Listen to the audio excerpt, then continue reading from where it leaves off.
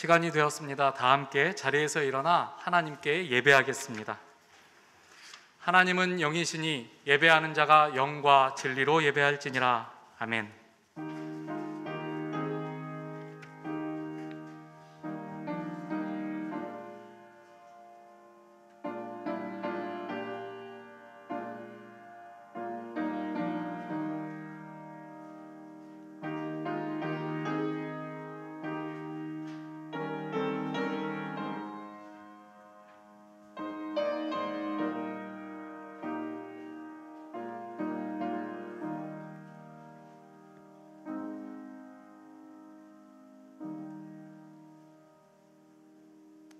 하나님 우리 아버지, 여기 주의 충만하고 넓은 은혜 가운데 부름받은 주의 백성들이 한자리에 모여 주를 예배하게 하시니 감사합니다. 우리는 주를 기뻐합니다. 우리는 주를 영화롭게 하고자 합니다. 영광 받아주시고 은혜 내려주옵소서. 선하신 우리 주 예수 그리스도 이름으로 기도합니다. 아멘. 다 함께 21장을 찬송하겠습니다. 찬송 21장입니다.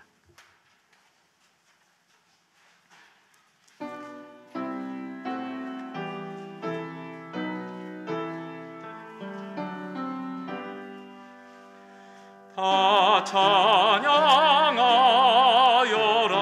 전능왕 창조의 주께 내오나 주 찬양 평강과 구원의 주님 성도들아 주 앞에 이제 나와 즐겁게 찬양하여라.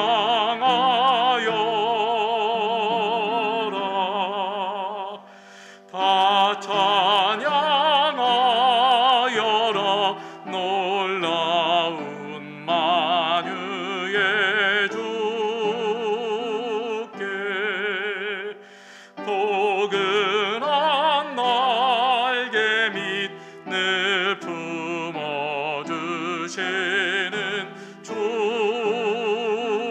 주님 성도들아 주님의 뜻 안에서 내 소원 다 이루리라.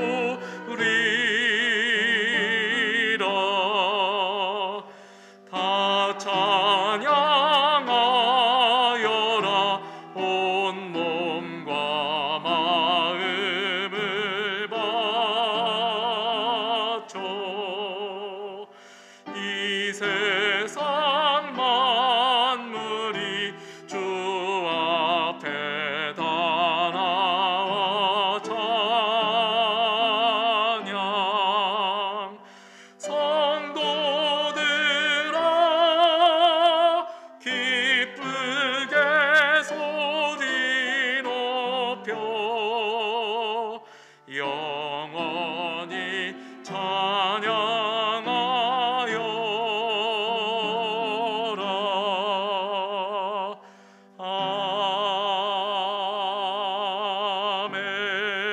아멘. 주보에 나온 대로 함께 우리의 신앙을 고백하겠습니다. 나는 전능하신 아버지 하나님 천지의 창조주를 믿습니다. 나는 그의 유일하신 아들 우리 주 예수 그리스도를 믿습니다.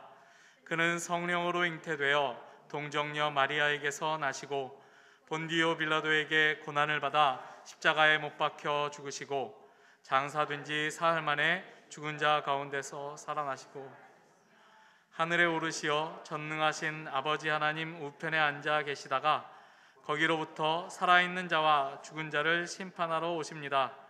나는 성령을 믿으며 거룩한 공교회와 성도의 규제와 죄를 용서받는 것과 몸의 부활과 영생을 믿습니다. 아멘. 이 시간 시편 13편의 말씀을 교독하겠습니다.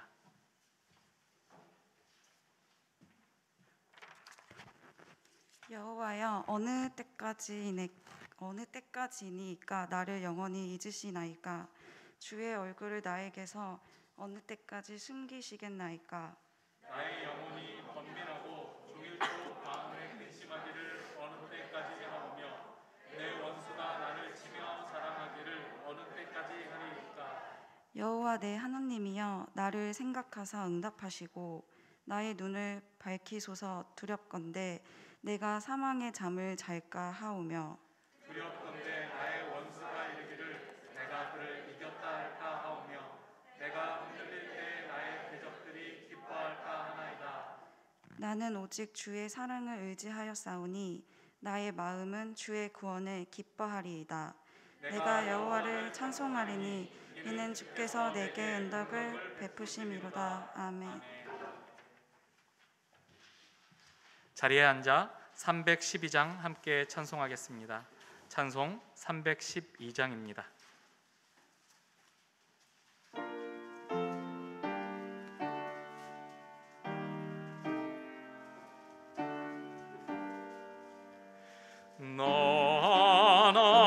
하나님께 이끌리어 일평생 주만 바라면 어려울 때 힘 주시고 언제나 지켜주시리. 주 크신 사랑 믿는 자 그 반석 위에 서리라. 너 설레는 맘 가다듬고 희망 준 기다리면서 그 은혜로 신주의 뜻과 사랑에 만족하여라.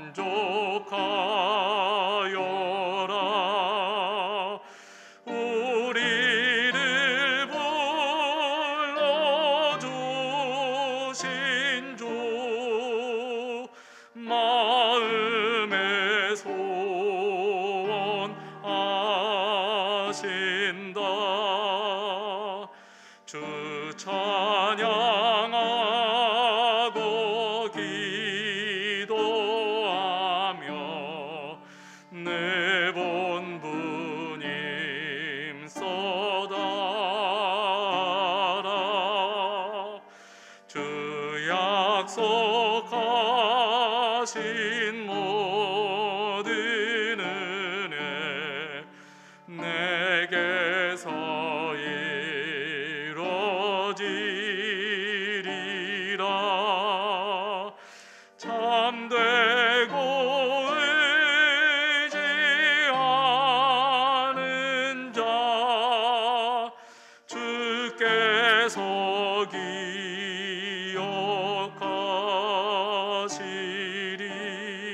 기억하시리.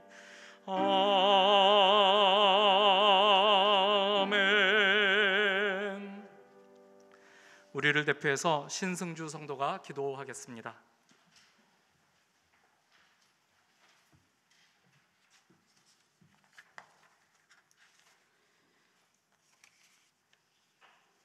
사랑으로 보살펴 주시는 하나님, 주님의 자녀된 저희가 주일 이 따스한 뜰 안에 모여 온 마음과 정성을 다해 진정으로 드리는 예배를 받아주시고 부족한 저희를 택하여 하나님의 자녀 삼아주심에 감사드립니다. 항상 주님의 말씀처럼 살기를 원하나 세상에 나가 살아가면서 세상의 법을 따라가고 헛된 것들을 추구하며 삶의 중심이 내가 되어 하나님을 잊고 지내는 시간이 많았음을 이 시간 고백하고 회개합니다. 용서하여 주시옵소서. 코로나 확산으로 어느덧 1년이 넘는 시간 동안 신앙생활에 어려움이 생기고 아직도 자유롭게 모여 하나님을 힘껏 찬양 경배를 드리기에 여러 제약이 너무나도 많습니다. 이런 가운데서도 굳건한 반석이신 주님께서 저희를 지켜주시고 인도해 주시리라 믿습니다. 질병으로 사람 간의 의심과 질책이 끊이질 않고 서로 간의 불신이 깊어지는 세상에 저희가 살아가고 있습니다. 이러한 악한 마음과 생각들이 가득한 현실이 빨리 회복되게 하여 주시옵고 예전의 모습으로 돌아가 은혜와 사랑 그리고 섬김이 넘쳐나게 해주시옵소서. 그리고 주님의 교회에서도 하루빨리 마음껏 예배하고 소리 높여 찬양 드릴 수 있게 도와주시옵소서. 5월의 마지막 주일입니다. 지난 5월 가정의 달을 코로나라는 질병 속에서도 가족들과 주변 지인 친구들과 기쁨과 행복이 가득한 하루하루를 보내게 하시고 오늘 마지막 주 예배로 하나님께 나아가게 하심을 감사합니다. 예배소서 바울의 서신에서 그러듯 어떠한 고난과 시련이 있더라도 하나님의 사랑과 영광의 풍성함을 알고 그리스도 안에서 통일되어 각각 개인들이 하나님의 성전으로 지어져야 한다는 것에 크게 공감을 하고 있습니다. 신앙과 멀어질 수 있는 환경에 매일 노출되어 주변에 휩쓸려가는 연약한 저희로서 뿔뿔이 흩어지지 않고 하나님과 우리가 걸초소가 되게 하라 하셨듯 다가오는 6월 매일매일도 환난과 고난에 대해 낙심하지 말고 각자의 자리에서 그리스도의 믿음으로 담대함과 확신을 가지고 하나님께 나아가는 신자가 되게 하여 주시옵소서. 오늘도 단위에 세우신 목사님께서 하나님의 말씀을 전하실 때 우리가 말씀 안에서 변화됨이 나타나게 보여주시고 하나의 통일된 굳건한 믿음과 깊은 사랑이 성전으로서 가슴속 깊이 담길 수 있도록 성령님께서 함께하여 주시옵소서. 예배를 위해 봉사하시는 손길들에도 은혜와 축복이 있게 하여 주시옵고 오늘 이 자리에 함께하지 못한 형제 자매 그리고 모든 고통받는 자들에게도 축복과 평안함을 주시옵기를 바라오며 예수님 이름으로 기도드렸습니다. 아멘.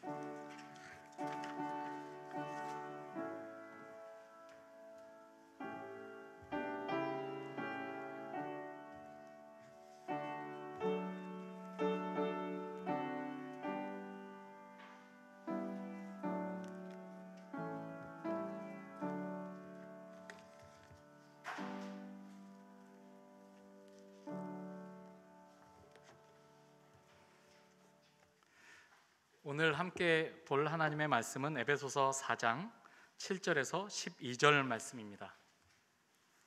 에베소서 4장 7절에서 12절 말씀 제가 받들어 읽겠습니다.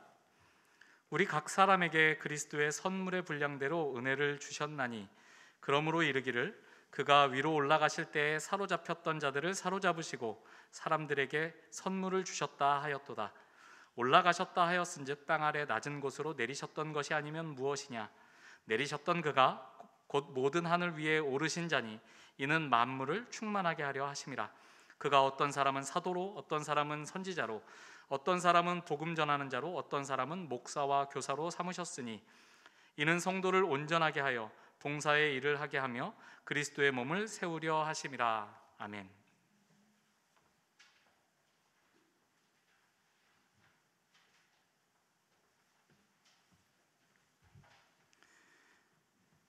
우리의 필요를 아시고 때마다 신실하게 그 필요를 채우시는 하나님 우리 아버지께서 우리의 형편을 아시고 우리의 필요를 아시니 우리는 주께 구하기만 하면 되었습니다. 하나님, 더 열심히 우리의 필요한 것들을 하나님께 아뢰게 하시고 그것들을 받아 누리는 은혜를 우리의 일생 가운데 풍성하게 누리게 하여 주옵소서. 그래서 우리 스스로도 나는 하나님의 말씀으로 사는 자다 하는 증거를 얻게 하시고 우리의 이웃들도 우리를 보고 저 사람은 하나님이 채우시는 자다 하는 고백이 있게 하여 주옵소서. 예수님 이름으로 기도합니다. 아멘.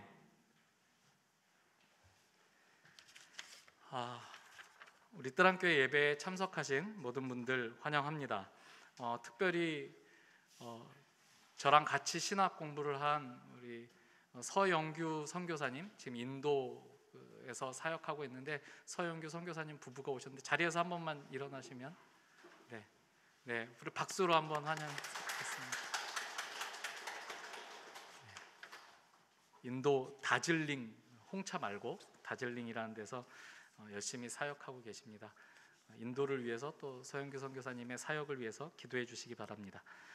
네, 예배 후 방역에 적극 참여해 주시기를 바라고요. 그리고 오늘은 특별히 예배가 끝난 다음에 그 도시락이 준비가 되어 있습니다. 그 남포교회 권사님 중에 한 분께서 우리 꼭 식사 대접을 한번 하고 싶은데 우리가 다 같이 모여서 먹을 수 없으니까 도시락을 이렇게 배달해 줄 테니 좀 이렇게 나눠서 가져가시라고 그렇게 주셨습니다. 받아가시기 바랍니다. 네, 이제 다 같이 회중성가로 하나님께 찬양 올리는 시간입니다.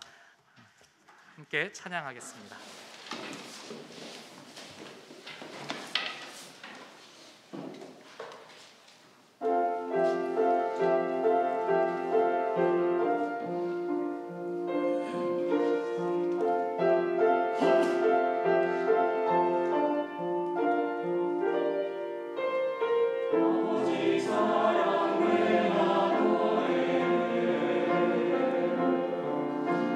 아버지 은혜를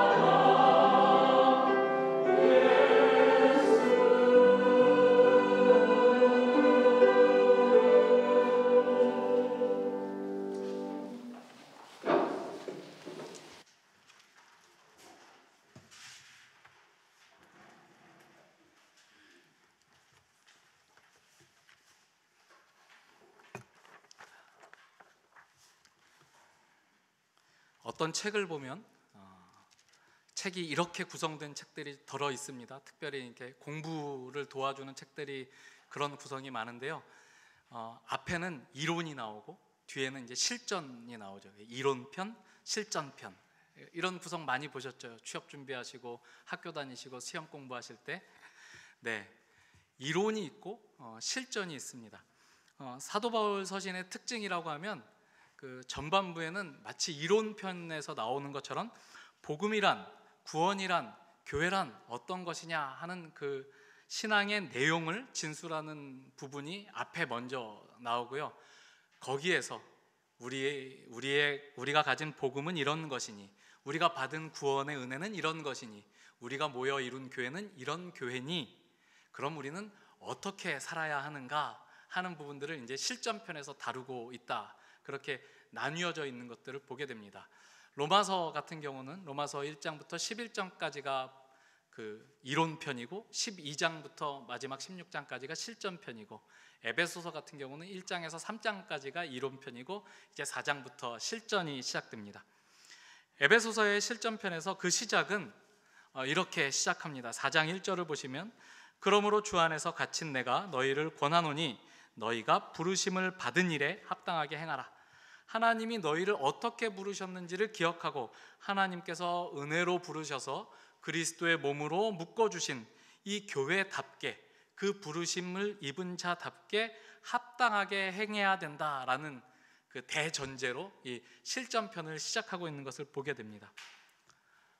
실전에 앞서서 절대 우리가 잊지 말아야 될 것은 너희가 은혜로 구원을 받아 한 몸된 교회로 부름받았다는 사실이다. 그것을 잊지 말아라. 이렇게 하면서 가장 먼저 제시하고 있는 실천의 첫걸음은 무엇이냐면 하나를 이루는 것, 한 몸을 이루는 이 교회를 깨지 않는 것이라고 그렇게 가르치는 것을 우리가 보게 됩니다. 그래서 성령이 하나 되게 하신 것을 힘써 지키라 하는 3절의 그런 강조가 여기서 나오게 되죠. 그런데 좀 이런 표현들은 어떻게 그냥 잘 받아들여지시나요? 하나님 말씀이니까 그냥 그런 말씀이구나, 열심히 하나를 이루어야 되는가 보다, 이렇게 생각을 하시면 여러분들 이렇게 그 성경의 그 문장들을 주의 깊게 따라가지 않는 것일지도 모릅니다. 왜냐하면 이게 사실은 조금 모순되는 이야기이기 때문에 그래요. 성령이 하나 되게 하신 것이라고 분명히 교회를 말합니다. 성령이 너희를 하나 되게 하셨으니 너희는 이제 하나다.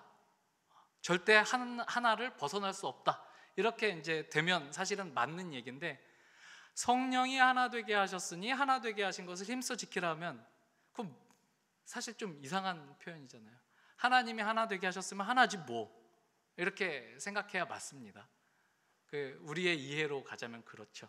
여러분들이 저보다는 훨씬 더 고수일 수도 있으니까 제가 이만하고 넘어가도록 하겠습니다. 하나님이 하나 되게 하신 것을 우리더러 또 힘써 지키라고 이야기를 합니다. 그러니까 하나님이 하시는 일과 우리가 해야 되는 일이 있음을 그렇게 암시하고 있는 그런 구절인 것이죠. 저는 이렇게 설명을 했었던 것 같습니다. 하나님이 하시는 것은 존재의 변화이고 우리가 이루는 것은 하나님이 변화시킨 존재로서 열매를 맺는 일이다. 우리가 그전에는 나쁜 열매를 맺는 가시나무였는데 이제 좋은 열매를 맺는 좋은 나무로 하나님께서 변화시켜 주셨다. 그럼 하나님이 우리의 존재를 변화시켜 주셨다는 것은 우리가 맞습니다. 우리가 믿음으로 고백합니다. 하나님이 그렇게 하셨으니 저에게 은혜가 넘칩니다가 우리의 기본적인 이해이고, 그러나 동시에 그 나무로서 그 나무의 열매를 맺는 것은 하나님께서 우리에게 맡겨주셨다, 이렇게 이야기를 하는 것이죠. 조금 더 다른 그 비유로 이야기를 하자면, 하나님이 우리를 하나님 나라의 상속자로, 하나님의 아들과 딸이 되는 존재로 그렇게 부르셨는데, 하나님이 우리가 그전에는 경쟁하고 이웃과 싸우는 존재로 살았었는데 이제는 하나님이 하나를 이루고 사랑할 수 있는 존재로 그렇게 존재를 바꿔주셨으니 그 존재답게 사는 열심이 요구된다, 이런 이야기죠. 하나님이 우리를 자녀로 삼아 주시는 것과 우리가 하나님의 자녀로 사는 것은 같으면서도 다른 일입니다. 하나님이 우리를 자녀 삼아 주셨다는 것을 우리가 믿고 감사하고 기뻐하지만, 그러나 우리에게 하나님의 자녀로 살아가는 것은 또 다른 도전인 것이죠. 이제 하나님의 자녀가 됐으니 그 무엇도 나를 막을 수 없어 이러고 자기 멋대로 살면 철딱선이 없는 자녀가 되는 것입니다. 자녀라는 어떤 그 근본적인 정체성이 훼손되지는 않겠지만, 하나님의 은혜가 무효화되지는 않겠지만, 하나님이 주신 은혜를 하나님이 목적하신 대로 누리지 못하는 것, 바보 같은 하나님의 자식으로 손가락질 받는 수가 있다라는 이야기죠. 그러니까 그렇게 살지 말고 하나님의 자녀가 됐으면 하나님의 자녀답게 살아라. 애가 성령이 하나 되게 하신 것을 힘써 지키라, 이런 표현으로 제시가 되고 있다라는 것이죠. 그래서 하나님은 우리를 한 몸으로 부르셨고 하나를 이루게 하셨으니 우리는 최선을 다해서 우리의 힘과 노력을 다해서 그리스도께서 우리를 사랑하셨듯 우리도 서로 그렇게 사랑해야 합니다. 그리고 이 사랑은 언제나 낭만적이고 몽글몽글하고 솜사탕처럼 달콤한 사랑이 아니라 주께서 피 흘리시기까지 우리를 사랑하셨던 것처럼 우리도 나와는 맞지 않는, 내 생각에는 잘 납득이 되지 않는 우리 뜨란교회의 다른 교우들과, 나아가서는 우리 식구들과 회사에서 만나는 직장 동료들과 그렇게 사랑하는 자로서 서야 된다라는 도전으로 이 말씀을 주고 있다는 것을 우리가 지난 시간에 확인했었죠. 그래서 하나에 대한 강조가 그 다음에 3절 이하에 4절부터 6절까지 하나라는 말을 7번이나 반복해서 강조해 가면서 모든 것이 하나님 안에서 하나를 이루고 있다 이미, 그러니 너희도 하나님의 자녀로 하나님의 권속으로 그 하나를 이루게 하시는 하나님을 본받으라 하는 말을 하고 있습니다. 그리고 우리가 읽은 오늘 본문으로 넘어오죠. 7절에 보시면 이 하나됨을 강조하는 데서 갑자기 우리 각 사람에게 그리스도의 선물의 분량대로 은혜를 주셨다라고, 큰 틀에서는 하나됨이지만 또 각각에게 들어가면 다양성이 있는 하나됨이라는 주제를 이제 조금 더 깊이해서 들어가고 있는 것을 보게 됩니다. 이렇게 이야기를 하죠. 우리 각 사람에게 그리스도의 선물의 분량대로 은혜를 주셨다. 자, 바로 앞에서 하나님은 만유 위에 계시고 만유를 통하여 계시고 만유 안에 계시다. 그래서 모든 것을 하나로 묶으신다라는 어떤 그 하나님의 포괄적인 하나 되게 하시는 그 섭리, 그 하나님의 주권, 이런 것들을 강조했었다면 여기가 좀 놀랍습니다. 그 하나 되게 하시는 하나님은 각각을 다른 모양으로 존재하게 하시면서 하나를 이루게 하시는 그런 하나님이다. 천편일률적으로 찍어내듯 하나를 만드시는 하나님이 아니라 각각의 모양대로, 각각의 기질대로, 각자가 자기의 모습대로 존재하면서 그 다양한 가운데 하나를 이루게 하시는 하나님이시다. 그 창조의 말씀이 떠오르죠. 하나님이 이 세계를 창조하실 때 동물과 식물과 공중에 나는 새와 이런 것들을 창조하실 때 각기 그 종류대로 창조하셨다. 다양한 모습으로 창조하셨다. 우리가 얼마든지 보게 되는 것 아닙니까? 여기 앞에 천마산 숲이 있습니다. 우리 뜨란교회라는 이름에 걸맞게 하나님이 바로 앞에 동산을 허락해 주셨는데, 거길 들어가시면 우리가 밖에서 보면 저건 천마산이야 라고 하나의 어떤 개체를 지칭을 하지만 그 안에 들어가 보면 천마산 안에 수많은 다양한 나무들과 풀들, 곤충, 새, 짐승, 그런 것들이 그 안에 들어있어서 그것이 다 하나를 이루고 있는 것처럼 하나님의 세계는 하나님 안에서 하나님으로 통일되는 하나이지만 여러 다양한 존재들이 그 안에 자리를 하고 있다, 이렇게 이제 이해를 하는 것입니다.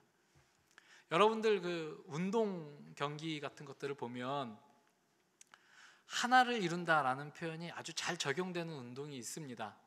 우리의 기준에, 인간적인 기준으로서 하나를 이룬다를 굉장히 잘 나타내주는 운동이 저는 개인적으로는 싱크로나이즈드 스위밍이라고 생각해요.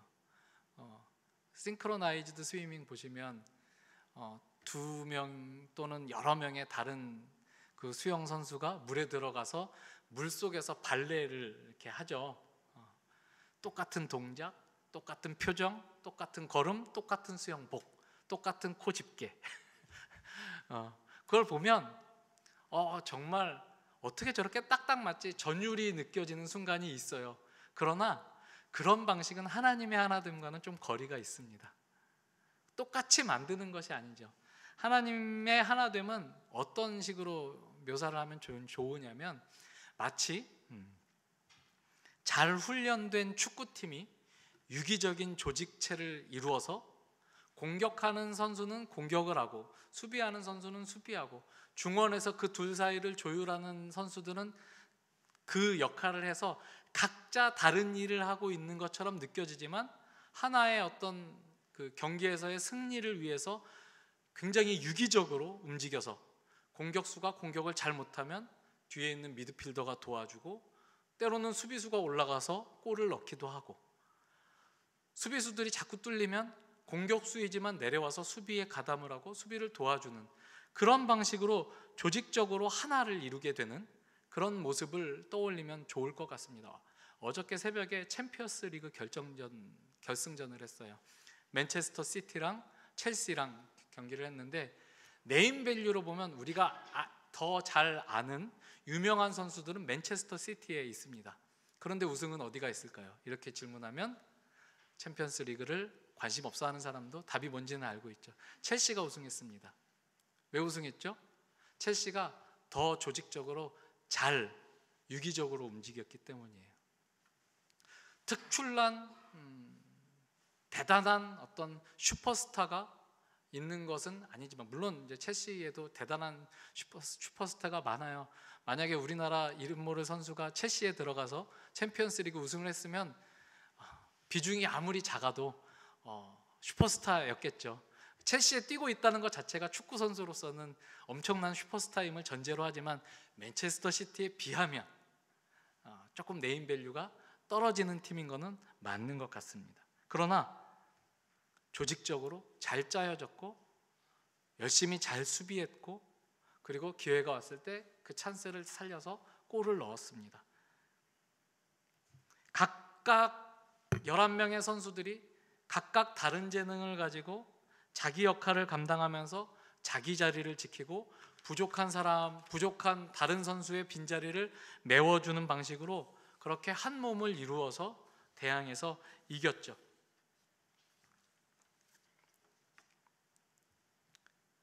제가 어렸을 때 본 축구 경기 중에서 기억에 남는 축구 경기가 하나 있는데요. 골키퍼 김병지가 연장전 골든골을 그 헤딩골로 넣었어요. 그래서 이제 김병지가 골키퍼인데 왜 헤딩골로 골을 넣었을까? 시간이 얼마 안 남았거든요. 시간이 얼마 안 남고 이길 수 있는 마지막 기회가 프리킥 찬스가 딱 오니까 골키퍼가 골대를 비워놓고 거기 가서 골을 넣으려고 하더라고요. 그리고 기어이 골을 넣었어요. 그러면 여러분 생각해 보세요. 여러분이 그 팀이었어요. 골키퍼가 골을 넣었어요. 나는 공격수야. 내가 골을 넣어서 이겨야 나도 빛이 나고 공격수의 역할을 다 하는 건데 골키퍼가 넣었어. 그래서 기분이 나쁠까요? 안 나쁘죠. 왜요? 같은 팀이니까. 더 좋아해요. 왜? 공격수들은 늘 골을 넣는데 골키퍼는 평생에 한 번 있을까 말까한 기쁨이잖아요. 한 팀이라서 같이 그 기쁨을 나누는 거죠. 그렇게 하나를 이루고 한 몸을 이루는 것을 우리 그런 경기에서 보게 됩니다. 우리는 여기 뜰안교회 성도들로 모이게 되었습니다. 저마다 각자 다른 기질과 성품을 가지고 있고 대한민국이라는 21세기 대한민국이라는 공통된 문화에서 살고 있는 것 같지만 따지고 들어가 보면 독특한 저마다의 지역 문화, 가정 문화 그런 속에서 각자 다른 모습으로 자라왔습니다. 그런데 그렇게 다른 우리가 하나이고 하나로 부름을 받았고 한 몸을 이루기 위해서 힘써 노력해야 된다라는 것이 에베소서의 어떤 실전편의 아주 중요한 시작이라고 우리가 확인하는 것이죠. 7절을 보시면 우리 각 사람에게는 그리스도의 선물의 분량대로 주신 은혜가 있다는 것을 전제로 하고 있습니다. 그러면 그리스도의 선물의 분량대로 우리 각자에게 은혜를 주셨다는 말은 어떤 의미가 있는 말일까요? 어떤 사람은 이 그리스도의 선물의 분량대로 우리 각자에게 하나님이 은혜를 주셨다는 말씀을 달란트 비유를 떠올리면서 설명하기도 합니다. 주께서 각자의 재능에 맞게 어떤 사람에게는 5달란트, 어떤 사람에게는 2달란트, 어떤 사람에게는 1달란트를 맡기셨듯이 그렇게 하나님이 우리를 잘 아시고 우리 각자의 능력에 맞는 재능들을 각기 다른 재능들을 우리에게 부여해 주셨다. 우리 교회에서 잘 쓰는 표현이죠. 달란트를 주셨다, 은사를 주셨다 이렇게 이야기를 하기도 해요. 그렇게 해석하는 게 맞나? 아무리 제가 살펴봐도 저로서는 조금 동의하기가 어려웠습니다. 제가 느끼기에 그리스도의 선물의 분량대로 우리에게 각각 은혜를 주셨다라는 말은 각자의 모양이 어떻든 각자의 현재 처지가 어떻든 그리스도의 선물의 분량이라는 넉넉함으로 풍성함으로 충만함으로 하나님이 우리에게 은혜를 주셨다. 그렇게 이해를 하는 것이 저는 더 큰 문맥에서 맞는 해석이라고 생각합니다. 이것이 앞으로의 권면의 핵심입니다. 네가 어떤 상황이든 어떤 모양이든 교회에서 어떤 위치에 있든 너에게 주신 하나님의 은혜는 그로써 충만하고 풍성하고 부족함이 없다, 넉넉하다 이렇게 전제를 하고 그 다음 이야기를 이어간다라는 것이죠. 그래서 사도 바울은 그리스도의 선물의 분량대로 우리 각자에게 하나님께서 주신 은혜가 어떤 것인지를 그 8절에서 10절까지 부연 설명합니다. 자, 그러므로 이르기를 그가 위로 올라가실 때에 사로잡혔던 자들을 사로잡으시고 사람들에게 선물을 주셨다 하였도다. 올라가셨다 하였은즉 땅 아래 낮은 곳으로 내리셨던 것이 아니면 무엇이냐? 내리셨던 그가 곧 모든 하늘 위에 오르신 자니 이는 만물을 충만하게 하려 하심이라. 시편 68편 18절을 인용해서 말을 하고 있는데요. 시편 68편 18절을 찾아가서 보면 좀 의아스럽습니다. 제가 한번 읽어드릴게요. 시편 68편 18절입니다. 주께서 높은 곳으로 오르시며 사로잡은 자들을 취하시고 선물들을 사람들에게서 받으시며 반역자들로부터도 받으시니 여호와 하나님이 그들과 함께 계시기 때문이로다. 이렇게 되어 있어요. 그러니까 사도 바울이 능동태와 수동태를 헷갈렸거나 아니면 의도적으로 바꿔치기를 한 셈입니다. 시편에서는 그가 사로잡은 자들을 취하셨다 이렇게 돼요. 그러니까 전쟁에서 승전하고 자기의 그 도성으로 개선행진을 하는 왕의 모습으로 여호와 하나님을 묘사하고 있는 그런 말씀인데, 전쟁에서 포로로 사로잡은 자들을 자기가 가지셨다 이런 뜻이고, 그리고 선물을 사람들에게서 받으셨다는 것은 전리품을 취하셨다라는 뜻입니다. 그러니까 하나님이 다 가지시는 거예요. 그런데 에베소서에서는 이 말씀을 인용하면서 하나님이 사로잡힌 자들을 사로잡으시고 그리고 선물을 우리에게 주셨다 이렇게 이야기를 하고 있으니까 이렇게 방향성이 조금 다른 것처럼 느껴지는 것이죠. 그러나 아까 말씀드린 대로 이것은 왕이 전리품과 포로들을 취하는 것을 의미합니다. 그러면 그 포로들은 원래 누구의 것이었냐? 적국의 것이었습니다.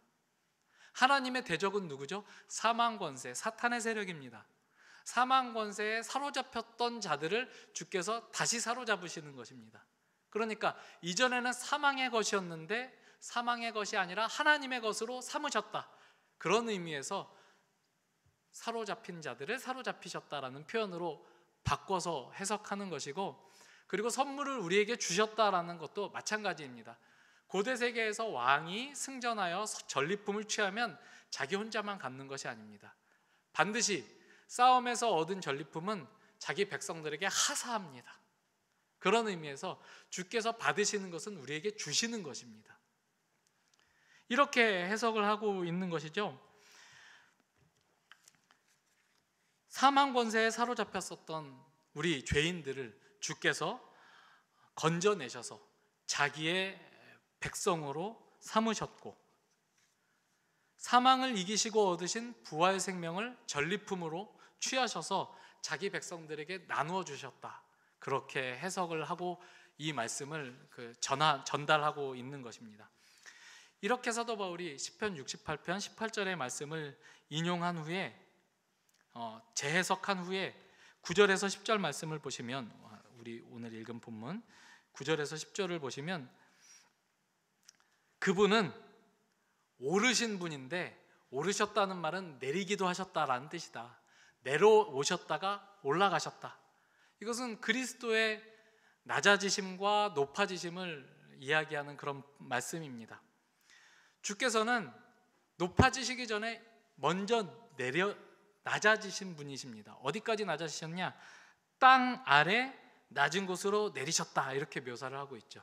그래서 어떤 사람들은 이 말씀을 가지고 주께서 지옥에까지 내려가셨다, 이렇게 해석을 하기도 합니다만은, 여기서 땅 아래 낮은 곳이라는 표현은 저 땅의 가장 낮은 곳이라는 어떤 최상급, 최상급 이러면 낮은 곳이라 조금 그러니까 최저급 표현이라고 볼 수 있는 그런 표현입니다. 반대로 땅 아래 가장 낮은 곳까지 낮아지셨던 그분이 하늘 위 가장 높은 곳까지 오르셨다, 이렇게 해서 주께서 가장 낮은 곳에서 가장 높은 곳으로 오르셨다, 이렇게 이야기를 합니다. 자, 여러분, 제가 잘 비웃는 표현 중에 하나가 등산하기 싫어하는 사람이 등산하는 사람에게 내려올 거 뭐하러 올라가냐, 이런 표현하는 걸 제가 가끔 비웃는 것 여러 번 들어보셨을 겁니다. 왜 올라가죠? 올라갔다 내려온 것과 아예 올라가지도 않고 그냥 밑에 있는 것은 다른 것입니다. 올라갔다 내려온 사람은 올라간 자만 볼 수 있는 풍경을 보고, 올라간 자만 경험할 수 있는 경험을 하고, 그리고 올라갔다 내려온 훈련, 체력, 건강을 갖게 됩니다. 그러나 아예 오르지 않은 사람은 지금 있는 자리는 올라갔다 내려온 자나 원래 안 올라간 자나 똑같은 자리에 지금은 있지만 존재 자체가 이미 다른 존재가 되는 것이죠. 마찬가지입니다. 그리스도께서 낮아졌다가 높아지신 것은 뭐하러 높아지실 걸 뭐하러 낮아지셔, 이렇게 이야기하면 한심하고 불쌍한 것입니다. 왜 낮아지셨다가 올라가시냐면, 가장 낮은 그 자리도 주께서 통치하는 영역으로 만드시기 위해서 내려오시는 것입니다. 이 낮아지시고 높아지시는 그 목적을 10절 마지막에서는 이렇게 그 이유를 설명합니다. 내리셨던 그가 곧 모든 하늘 위에 오르신 자니 이는 만물을 충만하게 하려 하심이라. 낮아지시고 높아지신 그 이유는 만물을 충만하게 하시기 위함이다. 그러니 그 만물이 가장 낮은 자리에 있거나 가장 높은 자리에 있거나 상관없이 어디에 있는 그 무엇이라도 그리스도의 통치 아래서 충만하게 채워지게 하시기 위하여 그리스도께서는 가장 낮은 곳까지 내려오신 분이 되는 것이죠. 충만하게 하신다라는 말씀을 떠올려 보면 저는 시편 23편의 말씀이 떠오릅니다. 우리가 굉장히 좋아하는 시편이죠. 여호와는 나의 목자시니 내게 부족함이 없으리로다. 굉장히 은혜를 받죠. 그런데 사실 이거는 소극적인 표현입니다. 내게 부족함이 없으리로다. 부족한 게 없는 것은 충만한 것을 가리킵니다. 그래서 이 시편 23편이 마지막에는 이렇게 채워집니다.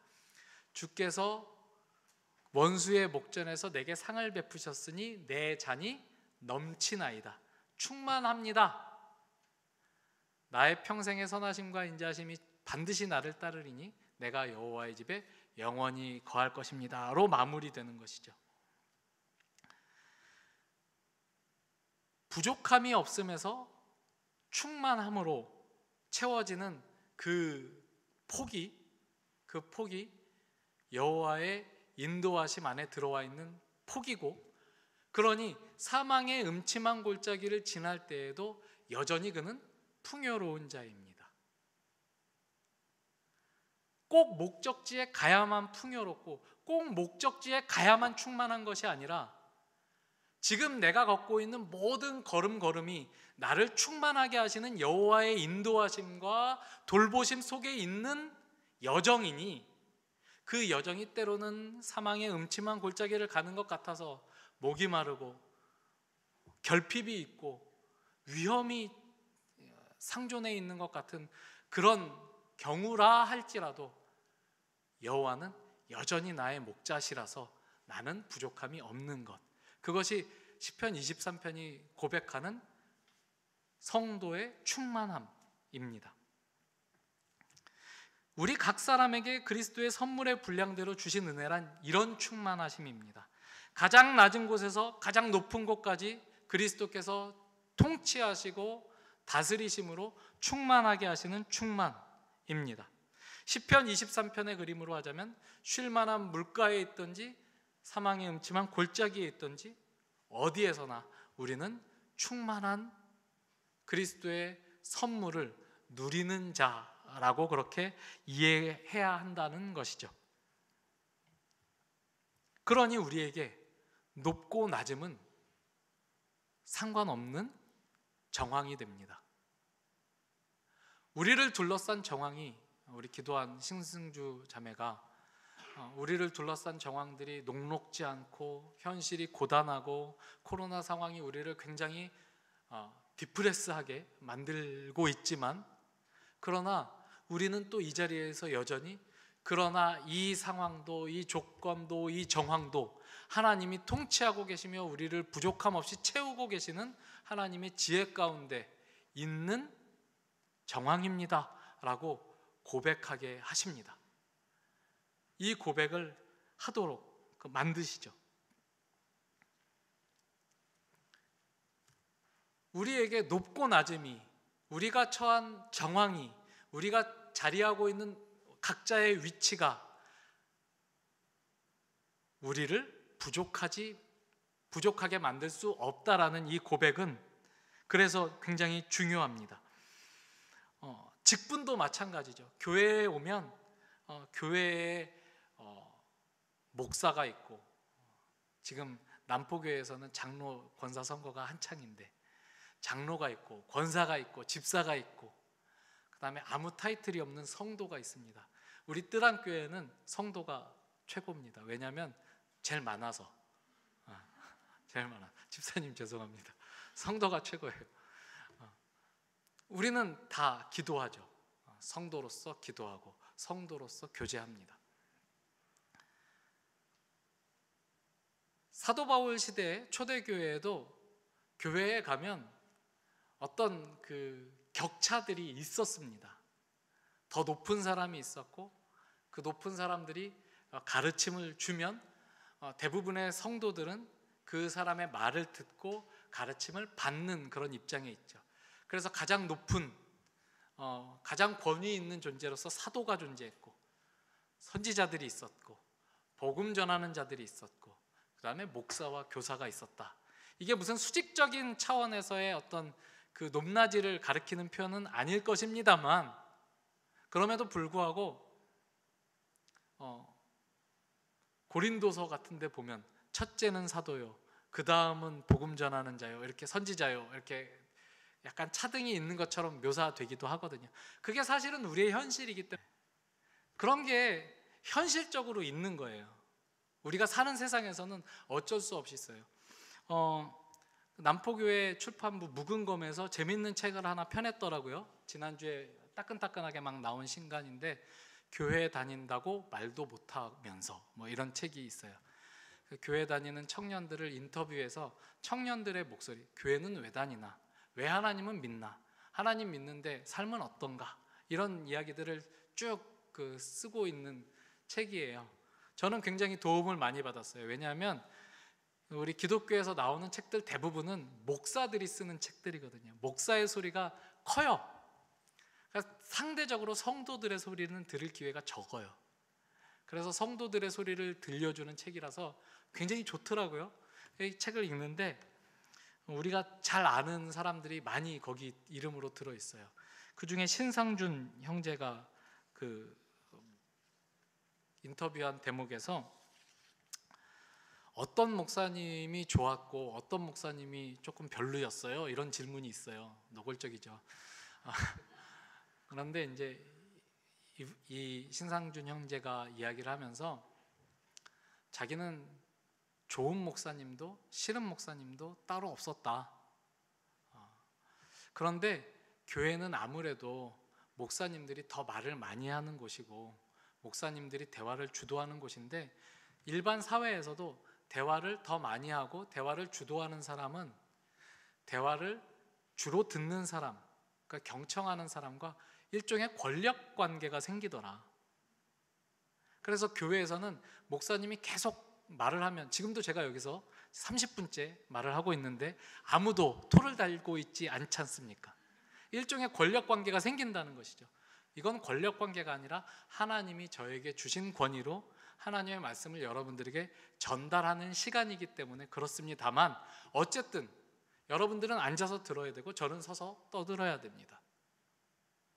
일종의 권력 관계가 형성이 된다고 사회학적으로 분석할 수 있어요. 그런데 그 권력을 좋아하고 부리는 그런 목사님이라면 좀 싫을 것 같습니다, 이렇게 대답을 하더라고요. 그런 차원에서 초대교회 성도들 중에서도 그런 생각을 하는 사람들이 있었을 것이고, 우리 교회로 모였지만 권력의 세상을 떠나서 하나님의 사랑의 나라로 부르심을 받았다고 우리가 스스로는 고백하지만 여전히 우리에게 가장 달콤한 소원은 뭐예요? 권력을 한번 내가 가져보는 것이잖아요. 권력에 대한 열망, 의지, 소원 같은 것들이 우리에게 있잖아요. 그러니까 교회 안에서도 그 권력 관계에 따라서 나도 좀 인정받았으면, 내가 말할 때 사람들이 내 말에 귀를 기울여 줬으면 하는 그런 사람들이 있었을 거란 말이죠. 그런데 그런 높고 낮음도 결국은 의미가 없는 것이다. 높고 낮음이, 낮은 데는 하나님이 은혜를 덜 주셔서 낮은 게 아니고 높은 사람은 더 많이 은혜를 주셔서 높은 게 아니라 다 하나님이 저마다 그리스도의 선물의 분량대로 충만하고 풍성한 은혜를 이미 받은 사람들로 모여있기 때문에 그런 것이 무의미하다.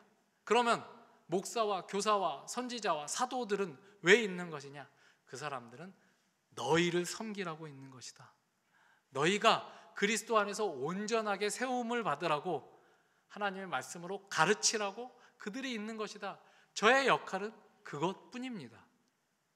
높고 낮은 것이 아니라, 권력을 갖고 그런 것이 아니라 여러분들을 잘 섬겨서 그리스도의 몸답게, 뜨란교회가 하나님이 원하시는 교회의 모양답게 서갈 수 있도록 섬기라고 세우신 그런 존재일 뿐이지 높은 존재가 아니다, 이런 것이죠. 제가 어저께, 여러분도 오늘 교회 어떠세요? 바닥을 한번 유심히 좀 보세요. 늘 깨끗했죠. 왜 늘 깨끗하겠어요? 제가 박박 닦기 때문에 늘 깨끗합니다. 높은 사람이면 박박 걸레로 여기를 뭐하러 닦겠습니까? 세상 같으면. 그러나 기쁨으로 닦습니다. 왜요? 여기서 여러분들이, 우리가 같이 모여 예배를 드릴 공간이니까, 여기가 뜨란교회라는 공동체를 이루는 장이니까 기쁨으로 닦습니다. 그리고 똑같이 기쁨으로 설교를 준비하고 여러분들에게 말씀을 전하는 것이죠. 섬기는 자가 하나님 나라에서는 큰 자이기 때문에 기쁨으로 걸레를 들고 박박 저는 이 교회를 닦습니다. 가장 낮은 모습도 기쁨으로 감당하고, 세상에서 보면 가장 높은 모습으로, 지금 위치로도 제가 제일 높잖아요. 제일 높은 이 자리를 기쁨으로 감당합니다. 권세를 부리려고가 아니라 여러분들을 섬기는 자리로 하나님이 세워주셨기 때문입니다. 그렇게 우리가 다 각자 그렇게 생각을 해야 됩니다. 우리가 모이면 말이 더 많은 사람, 더 말을 많이 해서 권력의 추가 그쪽으로 기우는 것 같은 그런 사람이 있고, 그런 사람들과는 대조적으로 조용하고 따라가고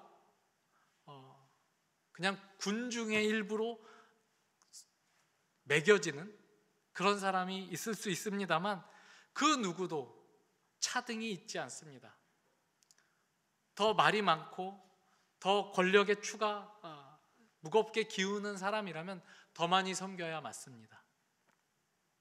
각자의 자리에서 그 자리로 부르신 하나님의 지혜와 풍성하신 은혜를 고백하며 서로를 그리스도의 사랑으로 섬기는 일에 최선을 다하고 그쪽으로 매진하는 것이 하나님이 우리를 교회로 불러주신 목적이라고. 남을 섬기는데 더 필요한 것은 너희들에게 이미 없다고, 이미 풍성하다고. 그리스도의 선물의 분량대로 각 사람에게 은혜를 주셨으니 목사, 사도, 선지자 부러워하지 말고 그리스도의 몸으로 세우심을 받아 온전하게 자라가라. 사도 바울이 그렇게 에베소 교회의 성도들을 권면하고 있습니다. 가장 높은 에베소 교회를 세운 그 사도인 바울은 지금 그 일을 위해 잡혀 있는 상태로 이 말씀을 전하고 있습니다. 나는 기쁨으로 잡혀 있다. 여기 이 자리도 하나님이 풍성하게 은혜로 채우시는 자리고 하나님이 역사하시는 자리다. 그렇게 이해를 하고 있기 때문입니다. 여러분의 삶의 자리를 돌아보십시오. 어떻습니까? 힘드시죠? 많이 힘드신 줄로 알고 있습니다. 힘든 여러분의 삶의 그 자리, 그러나 그 자리는 하나님이 지혜로 여러분들에게 허락하신 자리이고, 그렇기 때문에 그 자리는 하나님이 은혜를 풍성하게 부어주시는 자리인 줄로 믿고 고백하고 각자의 삶의 자리를 지켜 승리하는 여러분과 제가 되기를 바랍니다. 기도하겠습니다. 하나님 아버지, 감사합니다. 각자의 삶의 자리에서 승리하는 우리가 되자고 그렇게 하나님의 말씀으로 권면하였습니다. 우리의 승리는 권력을 잡는 승리가 아니라 사랑하는 승리이고 섬기는 승리이고 내어주는 승리입니다. 하나님, 아까워하지 말고 이미 우리가 받은 것이 풍족하고 넉넉해서 이미 차고 넘치다, 그렇게 고백하며 우리의 삶의 자리에서 사랑하는 존재, 섬기는 존재,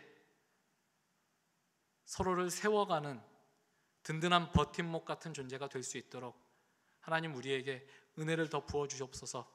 우리가 그 충만하신 은혜를 잘 누리고 있지 못하다면 우리의 눈을 열어주셔서 하나님이 부어주시는 그 충만한 은혜들을 보게 하시고 고백하게 하시고 누리게 하여 주옵소서. 예수님의 이름으로 기도합니다. 아멘. 다 함께 자리에서 일어나 5장 찬송하겠습니다.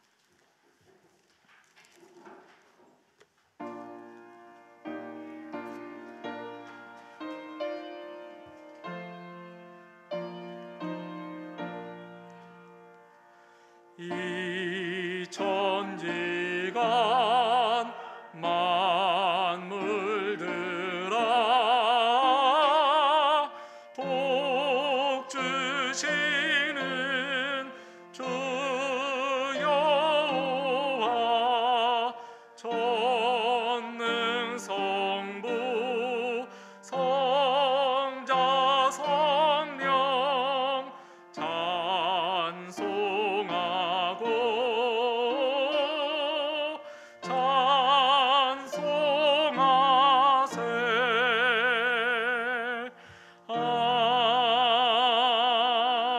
아멘. 이제는 온 세상의 모든 만물을 풍성하게 채우시기 위하여 가장 낮은 곳에 임하셔서 가장 높은 곳에 오르신 우리 주 예수 그리스도의 은혜와 그 아들을 가장 낮은 우리의 자리까지 아끼지 않고 보내주신 하나님 아버지의 측량할 수 없는 사랑하심과 성령의 교통하심과 지금 여기 우리와 함께 하셔서 인도하시는 은혜가 여기 주의 교회로 모여 주께서 세우신 삶의 어느 자리이든지 풍성함을 고백하고 맛보기로 결심하고 돌아가는 주의 백성들 머리 위에 이제로부터 영원토록 함께 있을지어다. 아멘.